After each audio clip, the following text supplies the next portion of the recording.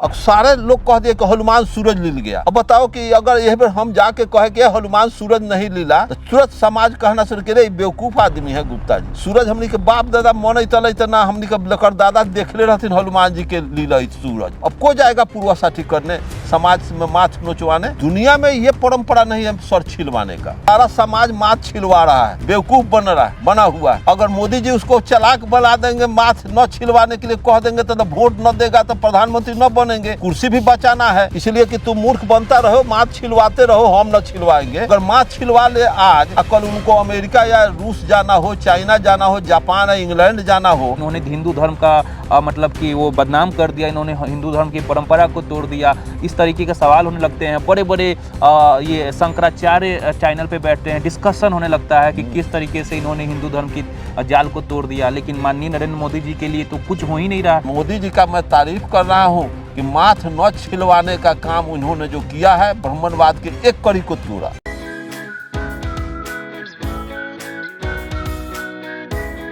Hello friends, मैं गौतम कुमार आप सबको एक बार फिर से अर्जक संघ ऑफिशियल टीवी चैनल में स्वागत करता हूं। एक बार फिर से हमारे बीच अर्जक संघ बिहार प्रदेश अध्यक्ष माननीय अरुण कुमार गुप्ता जी जुड़े हुए हैं और बहुत ही गंभीर विषय पे आप सभी के बीच बात करने वाला हूं। माननीय अरुण कुमार गुप्ता जी से जानेंगे कि कुछ दिन पहले माननीय प्रधानमंत्री जी की मां का निधन हुआ था। लेकिन हिंदू परंपरा में, हिंदू धर्म में एक प्रावधान है कि अगर घर में कोई सदस्य मर जाता है, बुजुर्ग मर जाए, चाहे जो भी मर जाए, तो उसका एक प्रॉपर कर्मकांड होता है।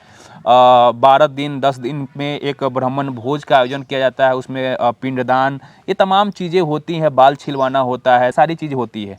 लेकिन माननीय नरेंद्र मोदी जी की अगर बात करें तो वो एक पक्के हिंदुत्व की बात करते हैं, भारत में राम राज्य लाने की बात करते हैं, मतलब कि हिंदू परंपरा को काफ़ी ज़बरदस्त तरीके से पालन करवाने की बात करते हैं। और उसके साथ सबसे बड़ी बात ये है तो आरएसएस के नियमों पे वो चलते हैं, सिद्धांतों पे चलते हैं। तो हमें ये चीज़ समझ में नहीं आता कि उन्होंने न कि बाल छिलवाया है, न ही इन कर्मकांडों को किया है। तो अपने समाज के लोग के घर में अगर कोई मर जाता है तो उनको बताया जाता है कि तुम ये करो, भोज भात करो, ब्राह्मण भोज करो, पंडित को बुलाओ, ये करो, वो करो, माथ छिलवाओ, ये सारी प्रक्रिया को बताया जाता है। अगर कोई नहीं करता है तो उसको बोलता है ये नास्तिक हो गया, ये धार्मिक नहीं है, इसको समाज से बहिष्कार करो, ये हिंदू नहीं है, बहुत तरह का इल्ज़ाम लगाए जाते हैं। तो ये नरेंद्र मोदी जी ने ऐसा कुछ किया नहीं है, ऐसा क्यों? माननीय प्रधानमंत्री तो पूरे देश के हैं, तो माननीय प्रधानमंत्री नरेंद्र मोदी जी अर्जक संघ का काम कर रहे हैं। हमारा 16 आना काम नहीं तो कम से कम 1 आना तो काम किए कि माथ अर्जक संघ का है कि माथ मत छिलवाना। फलाना के माथ छील देलक, ठग लेलक, लूट लेलक, बेवकूफ़ बना देलक। तो बेवकूफ़ बनाने वाला आदमी, बेवकूफ़ बनने वाला आदमी से बेवकूफ़ बनाने वाला आदमी ज़्यादा धूर्त होता है। तो माननीय प्रधानमंत्री आज प्रधानमंत्री हैं, देश के सर्वश्रेष्ठ व्यक्ति हैं, तो माननीय प्रधानमंत्री बेवकूफ़ कैसे बन सकते हैं? बेवकूफ़ तो देश को बना दिए वो, कि पूरा देश में माथ छिलवावे, वो तो न छिलवाए।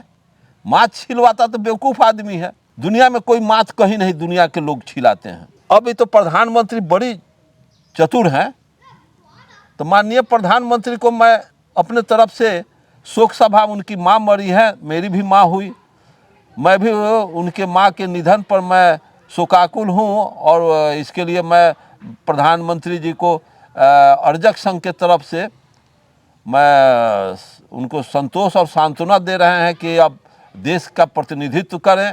माँ के शोक कब तक वो मनाते रहेंगे, इसलिए मैं उनके माँ को अपने मन से पुष्पांजलि करता हूँ।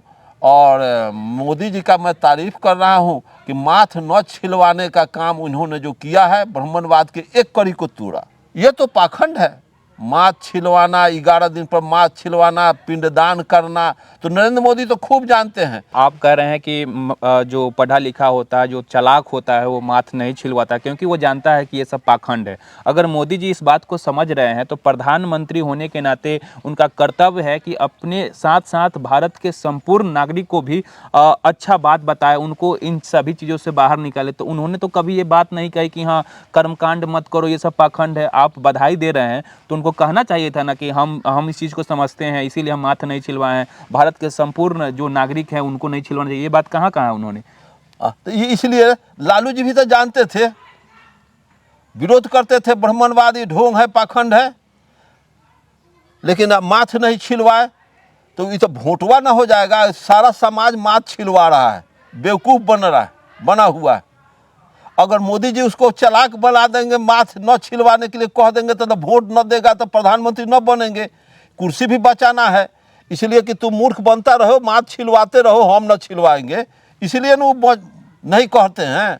अगर कहना शुरू कर दे तो लोग तो परंपरावादी है, परंपरा को ढोते आ रहा है कि बाप दादा ये सब छिलवाया।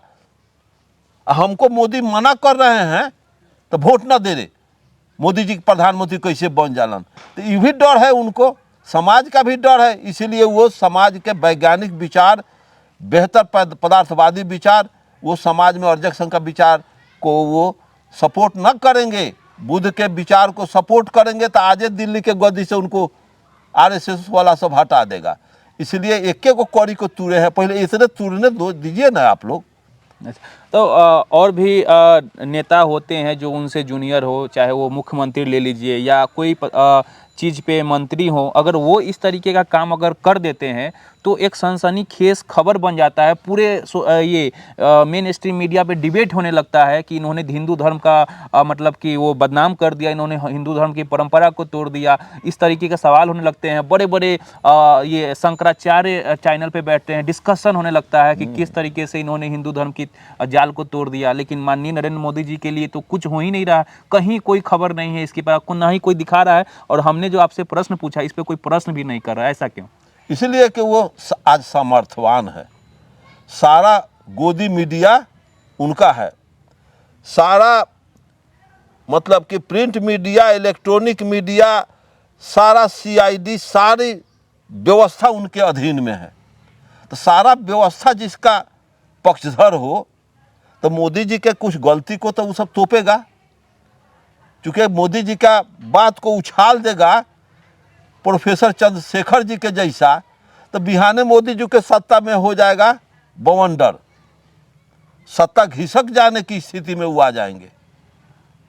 अब मोदी जी एक ठो ब्राह्मणवाद का विरोध करने का अर्जक संघ के जैसा अगर भाषण दे दें तो कल उनको आरएसएस उनको नकेल पहना देगी।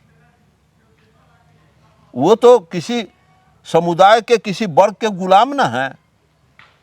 प्रधानमंत्री माननीय प्रधानमंत्री जी हैं, माथ न छिलवा करके इनका सारा भीतरे भीतरे कहता भी होगा।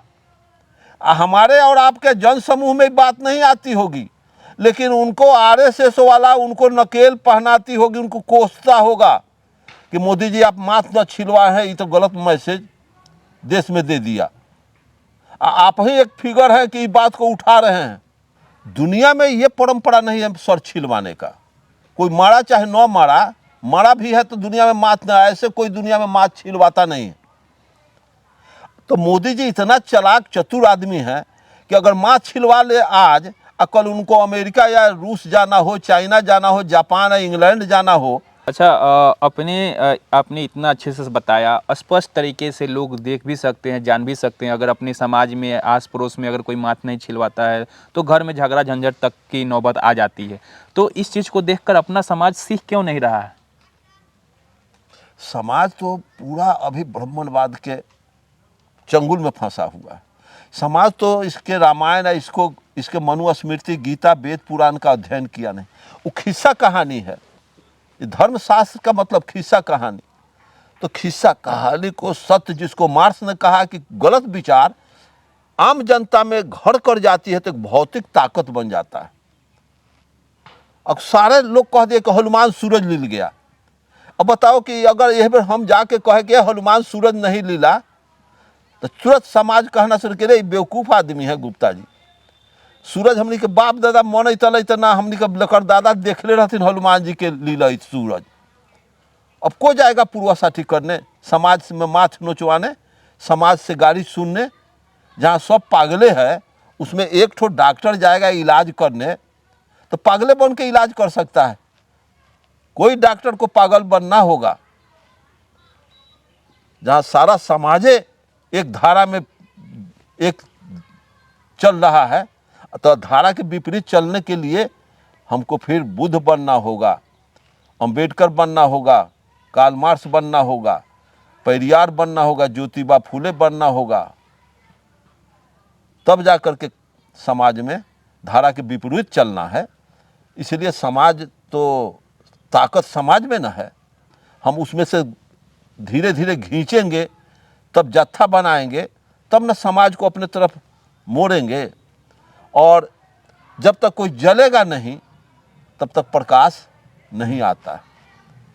समाज में जलना होगा।